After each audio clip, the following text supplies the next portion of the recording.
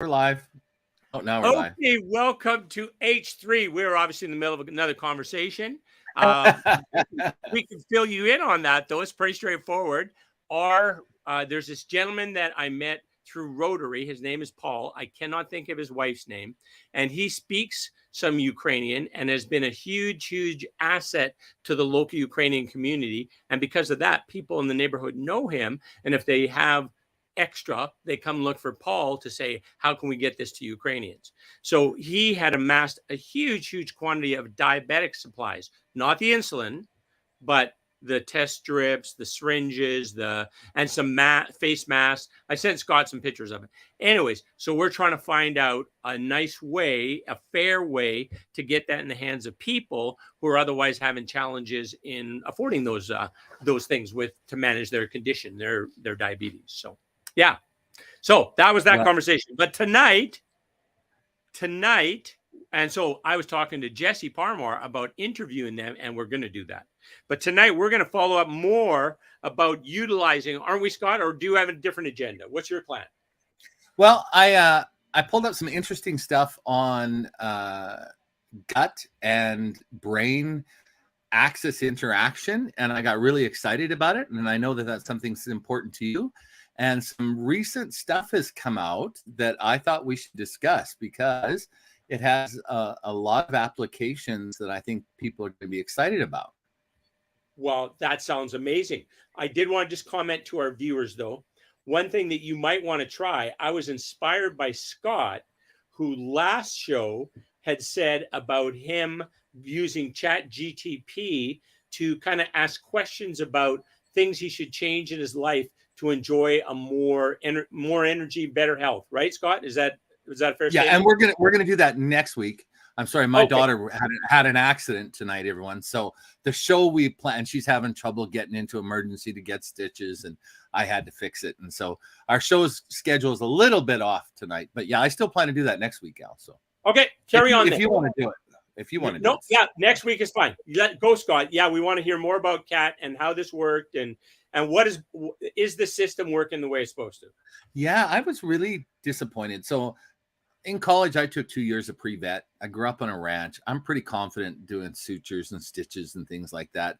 Okay, I'm not don't kick my door down and arrest me. I'm not practicing medicine, but I'm a little more advanced than first aid, right? And I've taken courses in outdoor injuries and trauma and things like that. Anyway, so Kat today wiped out on the deck, I think, in the backyard, and came down hard on the one side of her head, right? So she comes in the house and all I can see is blood and her holding her eye, right? So of course, being dad, I flip out that she's jabbed herself in the eye or something. Get the blood cleaned up, get everything, and it turns out she's got a laceration above her eye and another one on the corner of her eye. And Scott, is it appropriate to show that picture? Share that picture? Yeah, I think so. Yeah. I don't have it on this computer, though.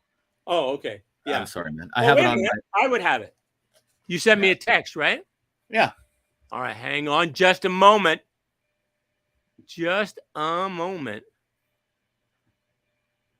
Ooh. Oh, my goodness. I got a lot of text. Anyway, doesn't matter. You go ahead. Anyway, so it was, yeah.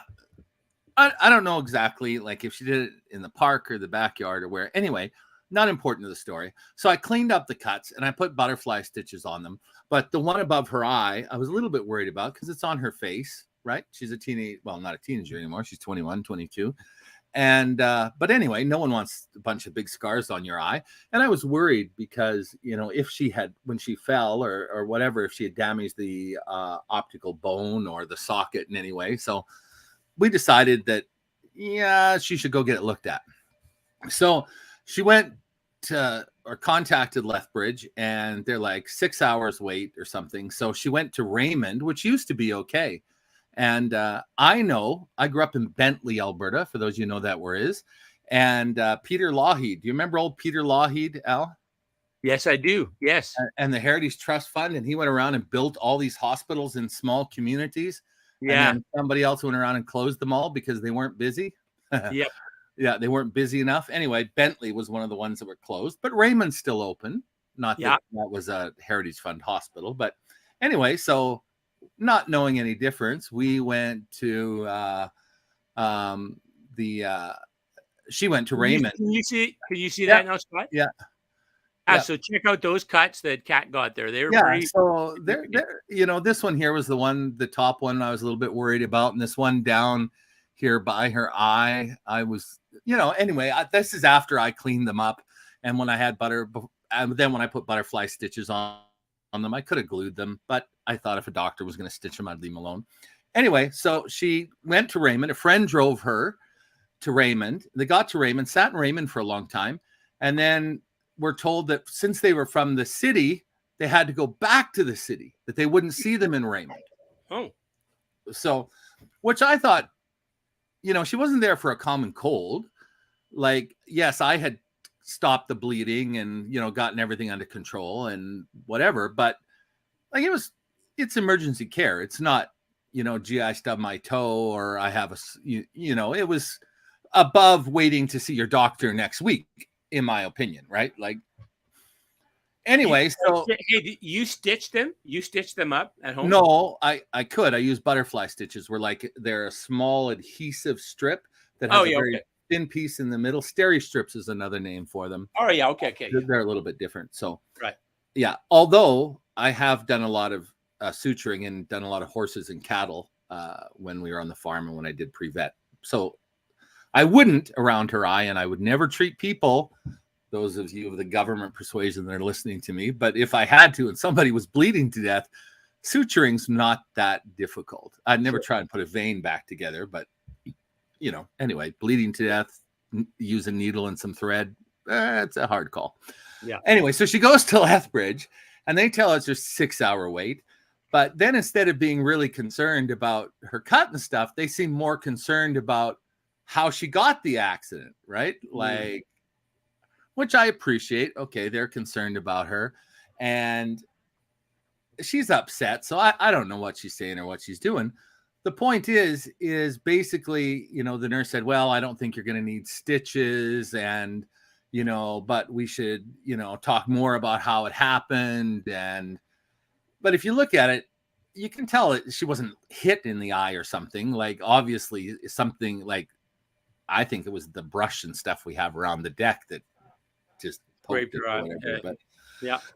Anyway, it didn't turn out well. And so she's on her way back, and usually in total, between the transit back and forth and the waiting in the waiting rooms, then you were 7 hours? Yeah. So it would have happened around 2:30 today, I guess, maybe 2. And then I treated it for about 20 minutes, getting it cleaned up, making sure there was no foreign objects in her eye because that's what I was worried about, right? Because she had stuff on her face when she came in. And of course, when you hurt something, you cover it, right? Well, if your hands aren't clean, she'd been out playing, doing stuff. And when I talk about the girls, it sounds like they're little girls. They're not, they're adults.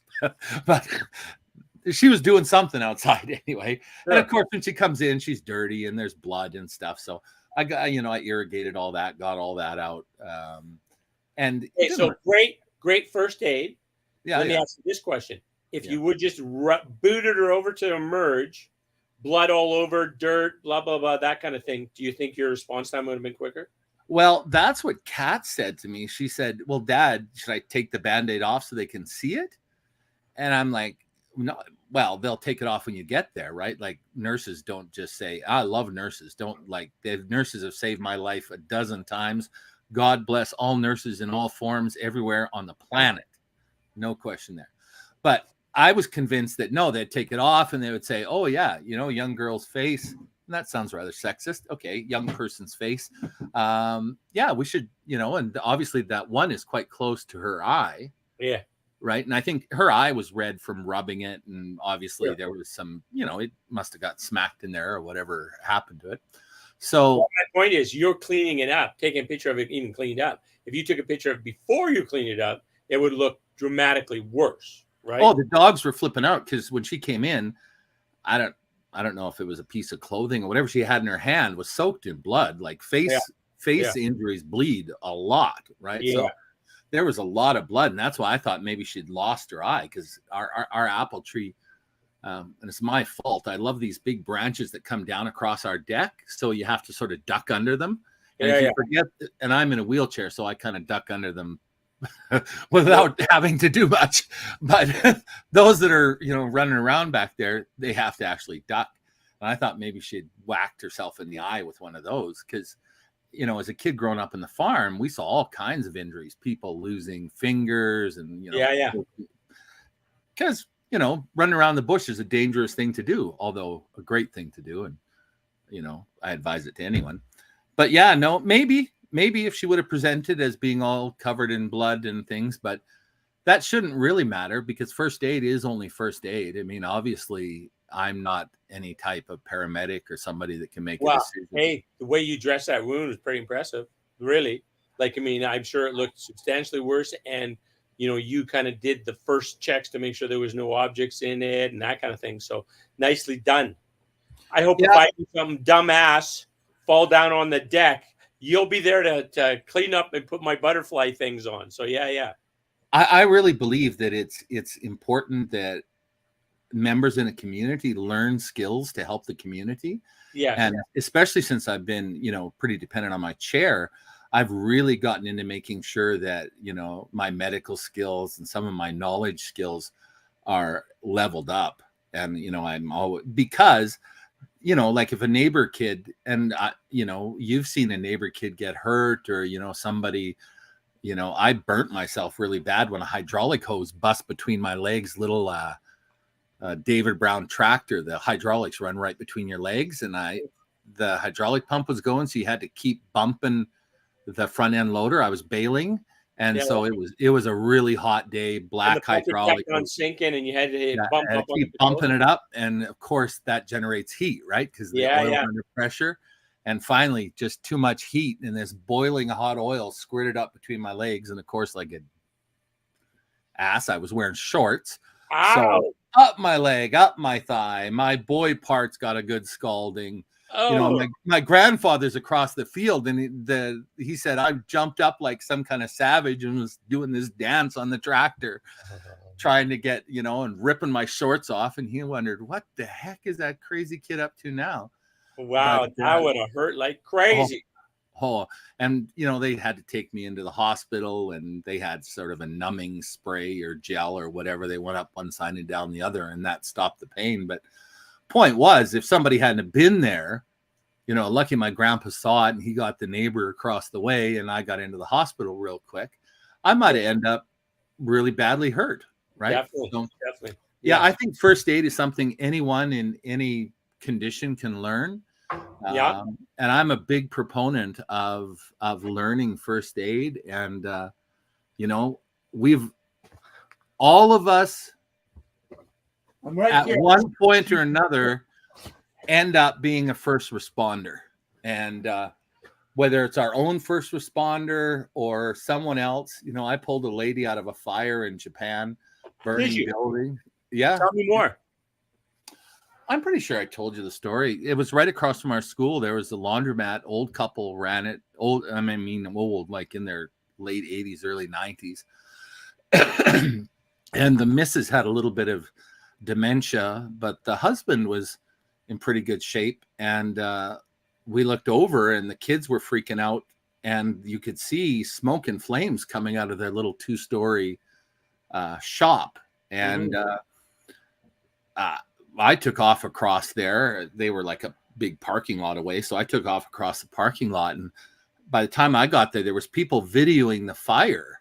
And I could see something moving inside the door. It had these big glass doors, and one of them had broke and cracked, and they were partially open.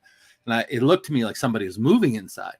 So I sort of dashed in the doorway, and the whole back of the shop was these big rolling flames. I'll never forget, they rolled like waves, and I grabbed this lady, and she fought. On the floor? No, she was it turned out she was looking for her purse. She was worried that her money was going to get burnt up. In fact, her husband died. They had knocked over a cooking pot on the propane burner. A lot of the old houses and shops just used like even in our upscale apartment, we had a gas spigot and then a hose that would connect to a gas table. It's not like all the built-in stuff we have here. Anyway, so he had apparently knocked over something, and it had started, the gas table had come free of the hose, and so this natural gas was just like a flamethrower pumping all this fire into this small little shop that had cleaning fluid and clothes and paper. Wow. And yeah. Anyway, so she, of course, poor lady, I mean, she's confused. And this big gaijin, this big foreigner, grabs her, right? Like her place is burning down, and she didn't know, like I came out of nowhere, right? And I'm to her, I was huge and, you know, forcefully grabbing her. And she fought like a polecat, like I took everything I had to get her out of there. And her daughter was outside and had realized what had happened. And her daughter, you know, grabbed, like, bear hugged her, and she sort of calmed down. She was crying and saying lots of stuff in Japanese. I couldn't understand anything she was saying. And so, of course, the fire department came, and we went back to our the school. And later the police or the fire department came, and then the police came, and our Japanese staff translated because I couldn't explain what I'd seen well enough in Japanese. And you know, the fire said, yeah, probably you saved her life. Her husband died in the back. Then a couple days later, her daughter, because she was really mad at me, the elderly lady was like, as soon as she got done sort of going over whatever she was doing with her daughter, she started swearing at me in Japanese. And like, I don't know if she thought I don't know. Anyway, it was prudent that I remove myself, because I was obviously causing her even more distress than the fire and everything. Yeah.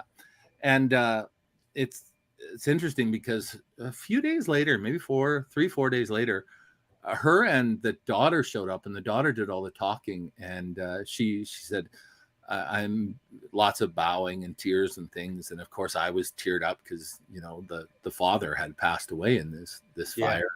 She was like, oh, thank you so much for saving my mother. And I'm so sorry. She was angry, and, you know, she was surprised and didn't know, and she has a little illness.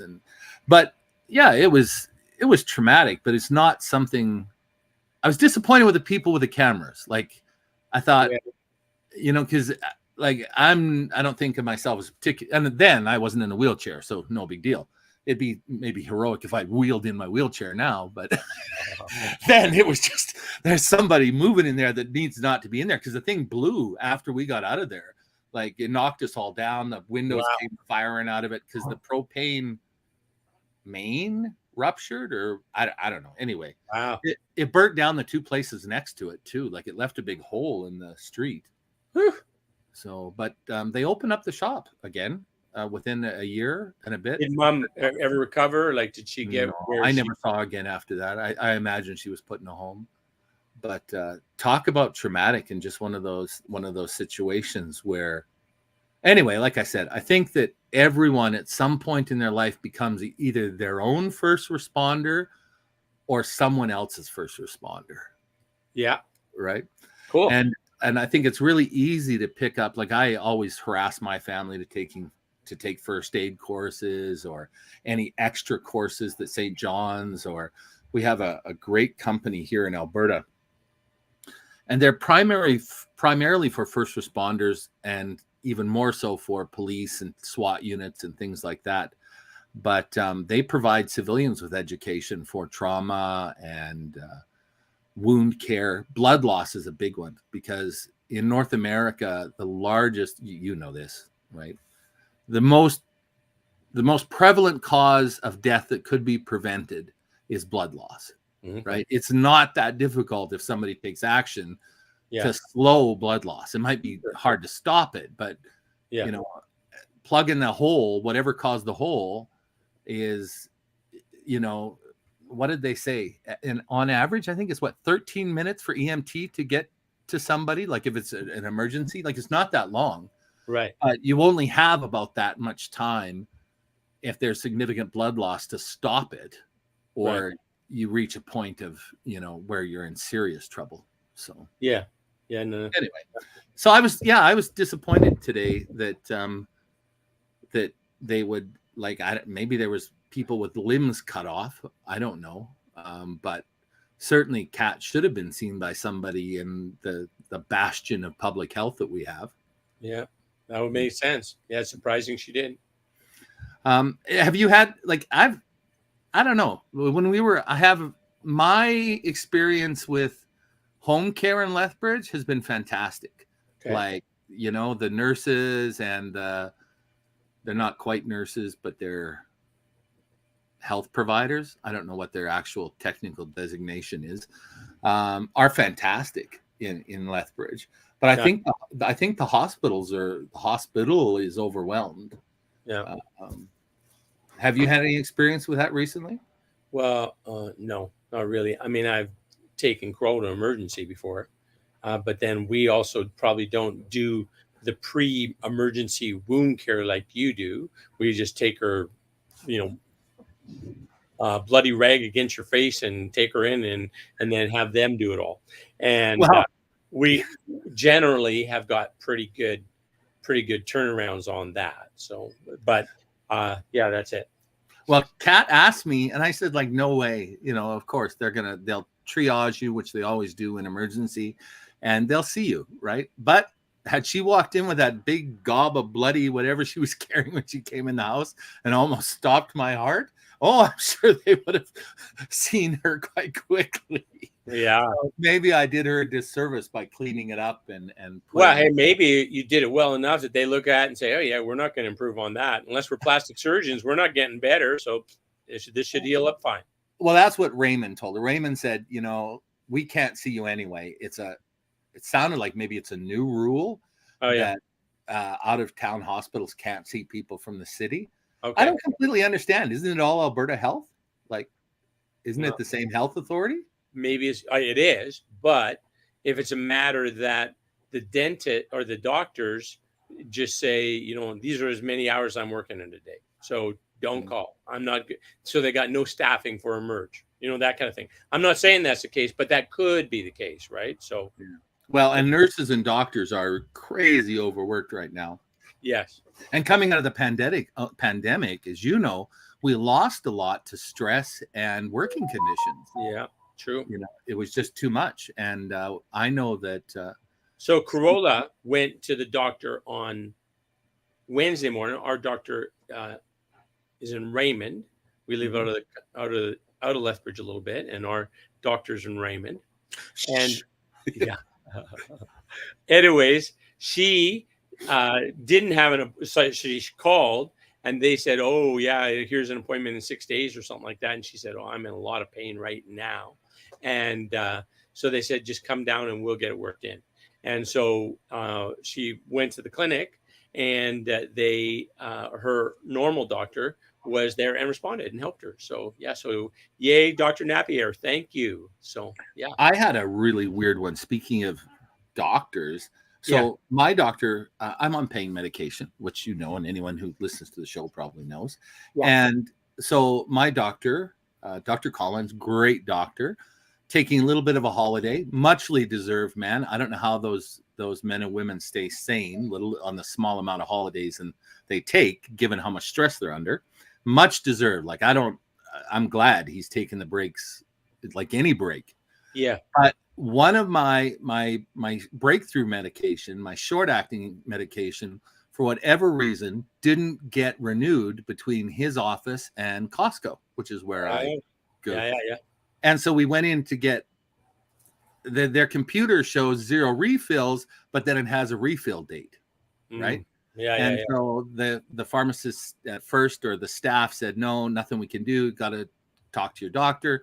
Called into my clinic, and they're like, yeah, the stand-in doctor can't prescribe opioids. Oh. And I'm like, okay, so what do we do? And they said, well, the best thing to do is go to the ambulatory clinic. Does that make sense? In Coaldale? Like, it sounded like but again, from our experience today, ambulatory, it's like a walk-in clinic then as well. Yeah, well, that ambulatory means walk, right? Yeah. So moving.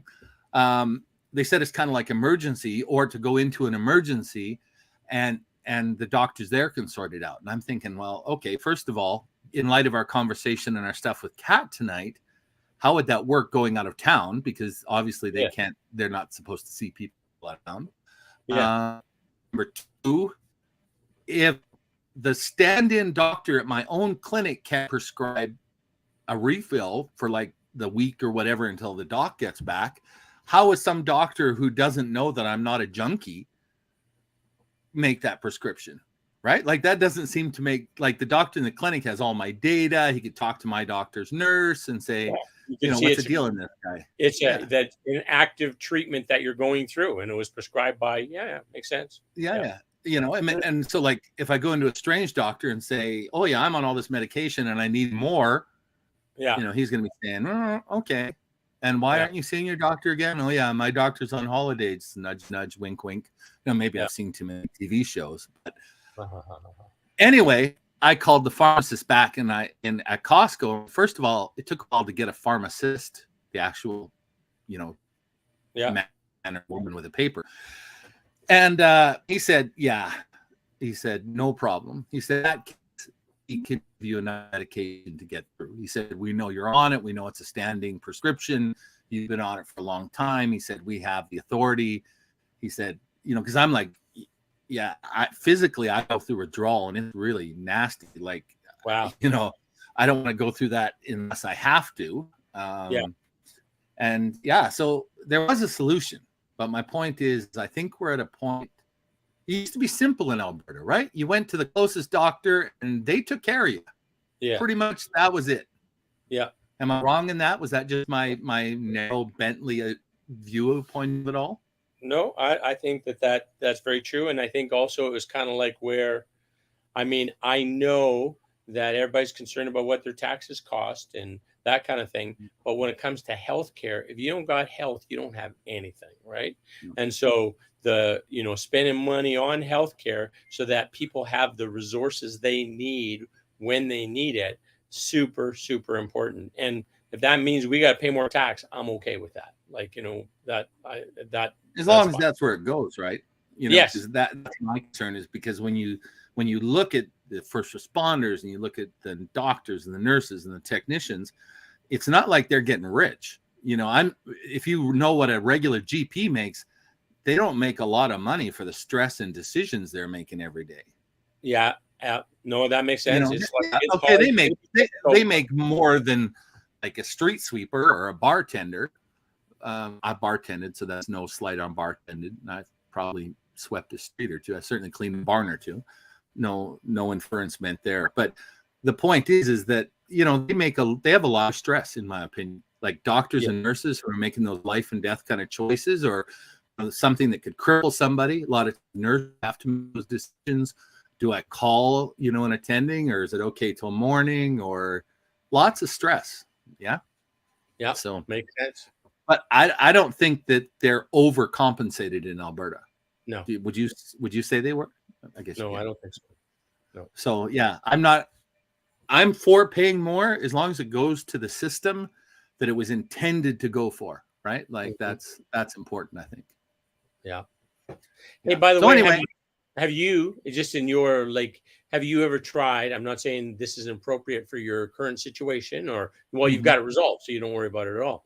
But have you ever tried like the virtual doctor type service through the public system? Have you tried that? Well, I think I mentioned before, my endocrinologist and the neurologist, I forget what the other one's specialty is. I've only met them through telehealth. I hear their voices all the time, but I've never actually seen a picture of them. Okay. And when I was dealing with the bariatric clinic in Edmonton, I used to go into the basement of the hospital with my healthcare manager, and we'd do video telehealth. Yeah. So cool. Inside of the main system I have, and it's excellent. Like I know and I think I have a bit of white coat syndrome. Oh. I get anxious, of course. 4 months in hospital in coma will do that to you. Yeah. But over the phone, I'm sitting in my own house, and I don't get all stressed out. Like when I go, we always joke about, my doctor says, "Oh yeah, we add 10% to his blood pressure because he hates seeing us." Yeah. And it's true. Everything, my blood pressure goes up, and I'm sweating, and even though I love my doctor and his nurse is great and everything's, cool. So Corolla I think Corolla has super white coat syndrome too, eh? Like she stresses about her blood pressure all the time. Now she's got it under control. It's working well. But if she actually made a doctor's appointment, then she goes, it'll bump right up. Like, yeah, it's serious. And that was sort of our topic today until Kat wiped out and provided a new hot topic for today. Is that when I was looking over, I put sort of landmines on the internet that when something new pops up over something we've talked about, it notifies me. It's like a filter, right? It says, okay, this topic came up again. And we did a show on gut health and microbiomes in the gut. And so one of my filters popped up on that today. Yeah. And because everything was so crazy and I didn't want to, go into our show that we have planned on asking, OpenAI ChatGPT. And it was on something called, and this sort of blew me away. I'd never heard of this before. Probably you have, because you're way better at this stuff than I am. Something called psychobiotics. Psychobiotics. Have you ever heard of psychobiotics? I have not, Scott. Inform me. Yeah, well, that's what I thought. So my filter is true. It is kind of new. And what they've been studying it since the first big study was about 2017. So that's 6 years now, which isn't a lot in terms of medical studies. But they've started to find a link between gut health, or help me with the name, what's it called? The microbiome.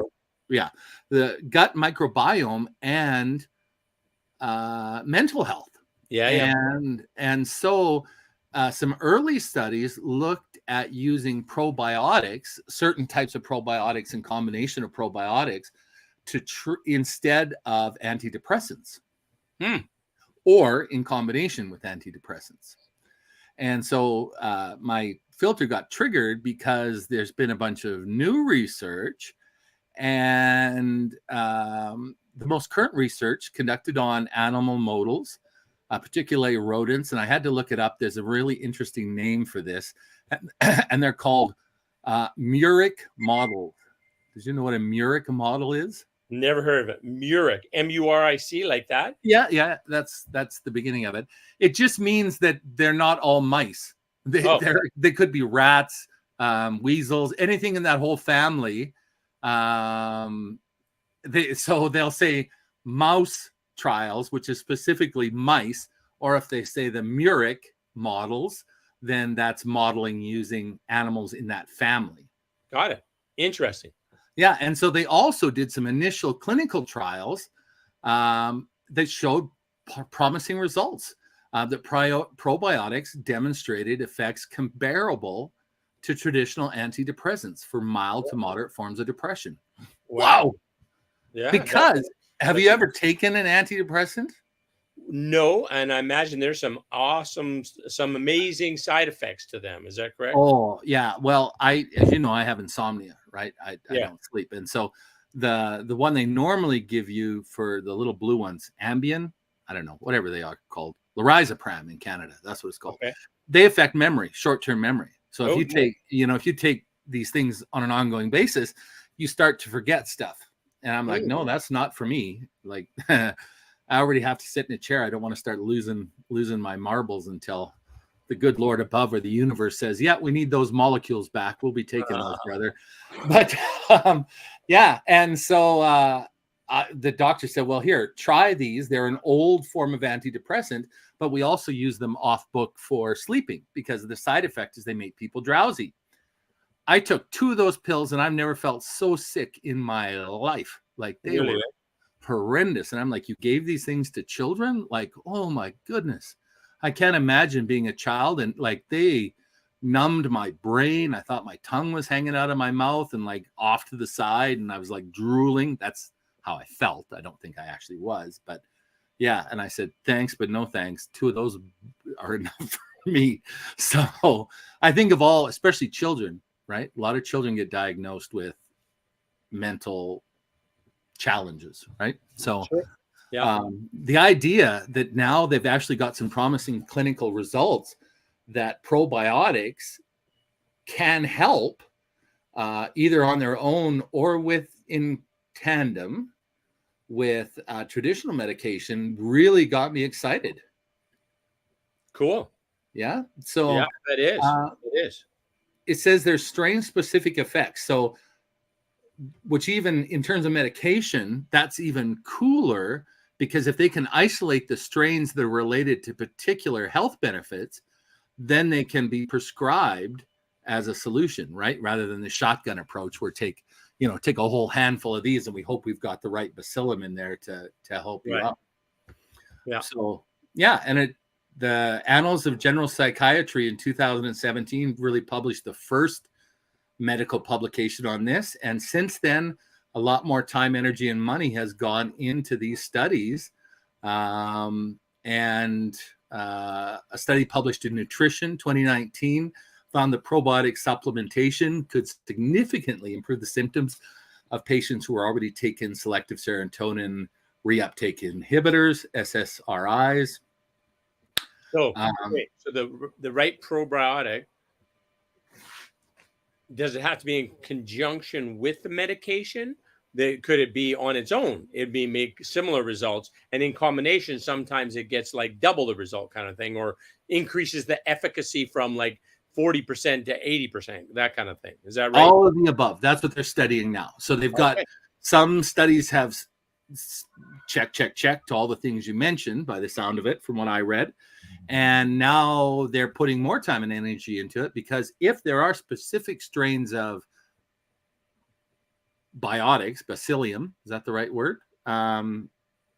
If there's the right strain of gut flora, fauna, whatever, that specifically can treat things like depression or anxiety, those are two that they mentioned as already having results, then they can talk about developing an actual medication from that natural source. Yeah. Cool. Yeah. Carola, you want to be part of the show? We're doing H3, Hope, Health, and Happiness. And Scott is just talking about gut health and its impact on your mental health, and especially about kind of optimizing your the action of some drugs. Yeah. So it could be where this probiotics work to replace drugs. You don't even need them, or in conjunction with the drugs, make them way more efficacious. Cool. Yeah. Do you have a comment, opinion? No opinion. All right. Carola just was riding sugar. Yep. Oh, nice. You're riding Joey. Dexter. And who are you going to ride now? I'm going to put the horses in and do some grooming. Do some grooming? Yeah, arena grooming. Arena grooming. Nice. You work so hard. Okay. Love you. Those horses, they need that love. So some of the little limitations, because they've only been around since 2017, the academic peer-reviewed studies on this, this samples are small, right? So, we can't say this is a huge win. Yeah, but there's zero side effects of that, is there? Yeah, that's what I'm thinking, right? Yeah, zero side effects and cost next to nothing, right? It's not some medication that's like, $1,000 a week. It's going to be like $5. Well, there's a new TV show on Netflix, and it's called like the Blue Zone. Anyway, yeah, the Blue Zones. They're talking about. Did you watch it? Have you seen it? I have. I was at a Blue Cross presentation before where Dan Bluner or something, I think his last name is, the author of the Blue Zones, presented at a AGM, at a employee type meeting. Oh, cool. Yeah, and we could ask him questions and that kind of stuff. He was a very interesting guy, and his research on kind of the environment where people are and how they live the healthiest is like pretty amazing. And there's so many things that are community, the importance of community, right? Of having connection to other people, of having connection to land, of having connection to the animals, right? Of having connection to nature. That connection, so important. Having a purpose, right? There's some kind of reason for you to be here. You've got some kind of mission you're going to fulfill. The choice of, environment and activity, being really active, the food choices that optimize your health and your vigor and that kind of thing, right? There's so many cool things about Blue Zones. I love the whole, the research that he's done on it's amazing. There's Yeah. a movie out right now. Eh? Yeah, that's Scott was just saying. Is it a movie or a series on Netflix? It could be a short series. Is it, Scott, do you know, is it a short series or a movie? I just saw the preview, and it was a chef was talking about it. They have a great picture of a guy much older than I am who's built like some kind of crazy athlete, and he's stretching out and he's got big muscles and stuff.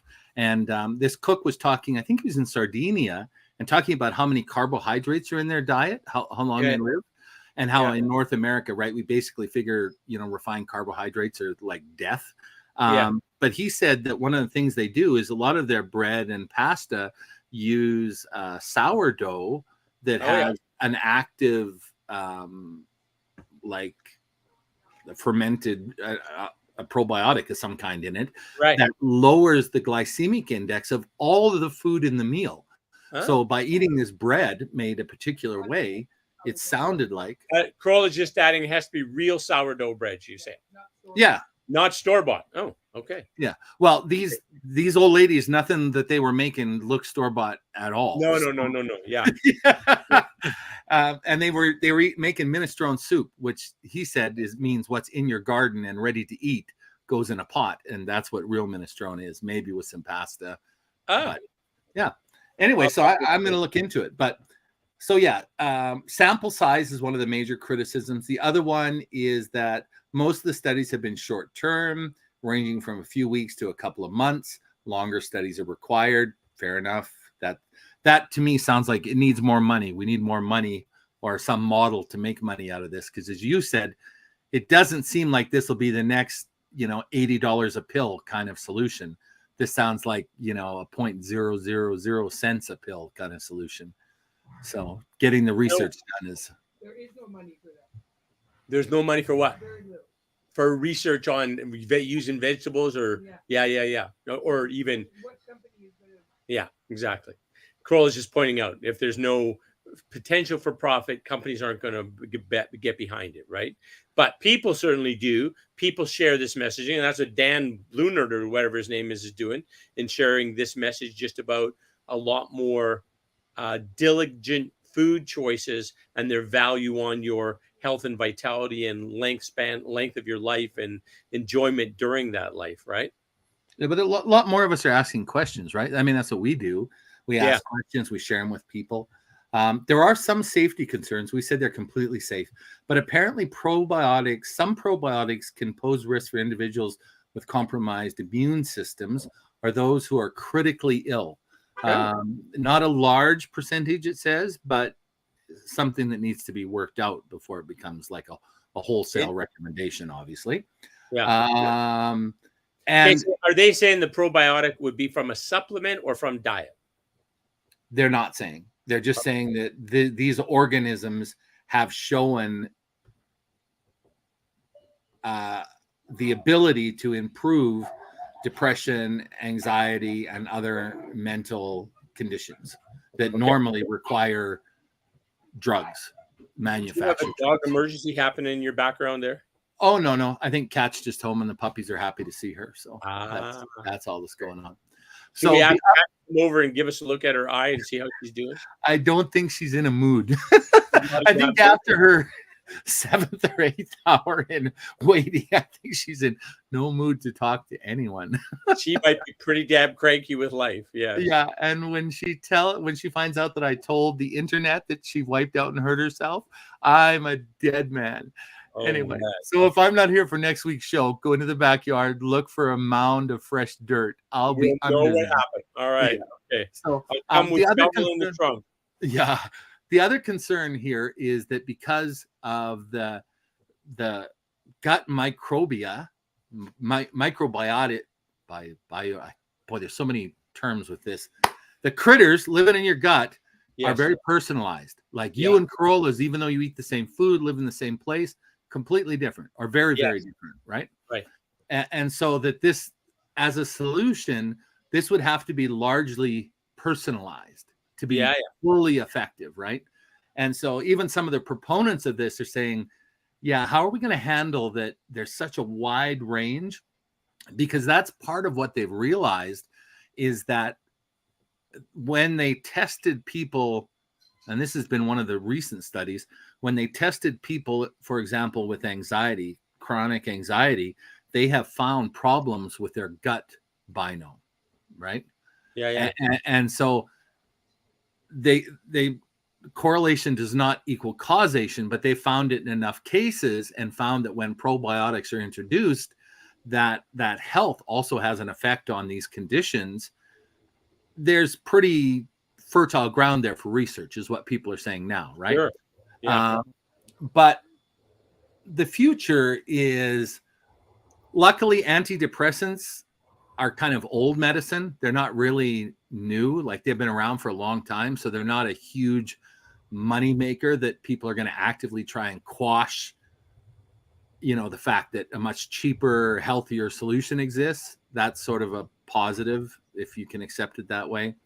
But how do you finance comprehensive long-term studies to determine effigy, optimal dose, safety profiles, developing a way to test individual profiles? How do you do that when it doesn't look like there's much money in this as a product? Yeah. Right. So Yeah, I understand what you're saying.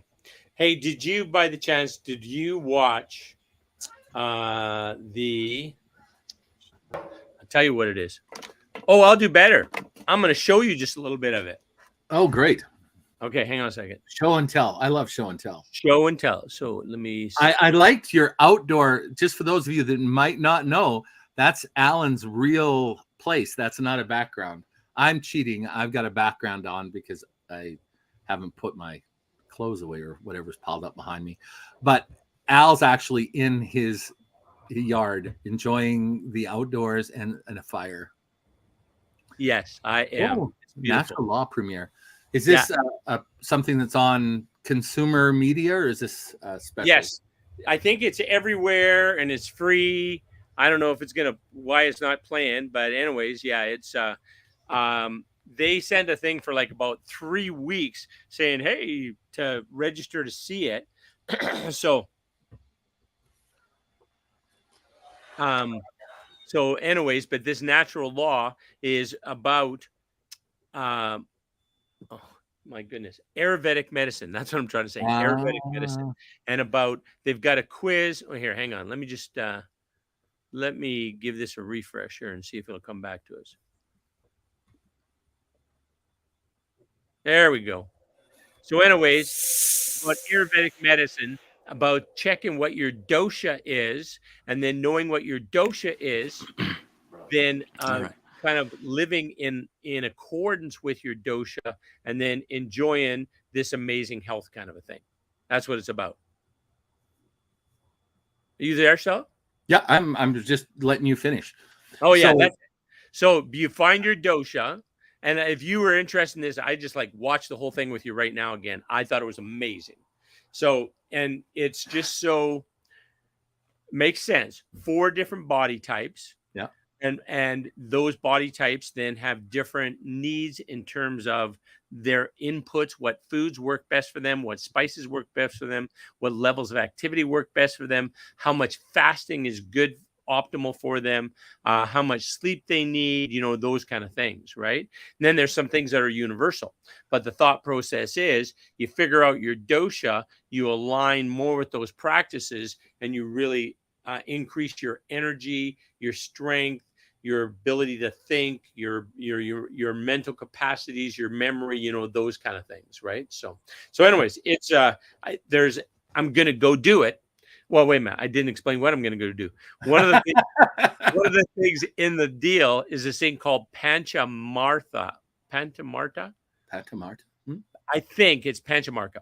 Anyways, and what it is where, so I have a consult booked, but what this thing is a treatment wherein the toxins that you've experienced throughout your lifetime are basically stored in your tissues. And it is a like a very thorough massage with a special type of a oil that kind of loosens those toxins up. And then like a poultice type thing that is created with special, herbs and plants and such, that they brew in this thing, and then they rub that where they've kind of done this preparatory massage, and then in so doing, you just kind of draws all these toxins out of your body. So you have this kind of like transformation, and it's really exhausting to have this done, right? Like you need to rest a whole day kind of thing afterwards. Wow. But then as you restore, as you have a big rest and come back, it's kind of like you are kind of like 10 years younger on the biological age kind of thing. Whoop, just like dial that back. So I'm interested in trying it. Is it local, or do you have to go away for it? Well, I'm going for a consult in Calgary, and then that's also where they do it. I think there's also a place in town, but I'm waiting for them to get back to me, because it's actually kind of like 3 days is what it is, right? So wow. Yeah, so it'd be better if it was local. Well, hey, video that journey for us, or at least let us know how it turns out.